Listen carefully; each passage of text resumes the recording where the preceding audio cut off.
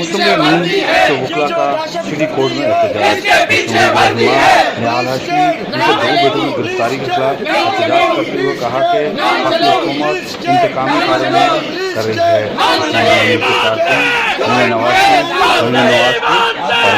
جو دھرنے باہر رہے ہیں، انہوں نے پولیس کے خلاف بھی نعرے بازی کی۔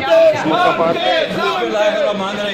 خطاب کرتے ہوئے ندیم ایڈوکیٹ کا کہنا تھا کہ یہ کیونکہ آن دی ریکارڈ آپ کر رہے ہیں، میں اس چیز کا وٹنس ہوں کہ سندھ گورنمنٹ کے بے شمار جو لوگ ہیں، نیال ہاشمی صاحب ایک سینئر پولیٹیشین بھی ہیں، ان کی حمایت میں ان کے وزراء کے فون آ رہے تھے جن کو انہوں نے ماننے سے انکار کر دیا رات کو چھوڑنے کے ساتھ۔ یہ وفاق کے کہنے پہ سندھ پولیس نے گرفتار کیا ہے۔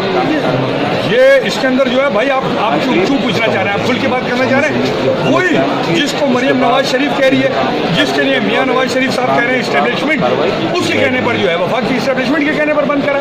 خواتین کے ساتھ بھی بے حرمتی کر رہے ہیں، خواتین کے ساتھ بھی بدتمیزی کر رہے ہیں۔ نیال ہاشمی کا وہ 15 سالہ 16 سالہ بچہ خواتین کے ساتھ ساتھ اس کو بھی کر دیا گیا۔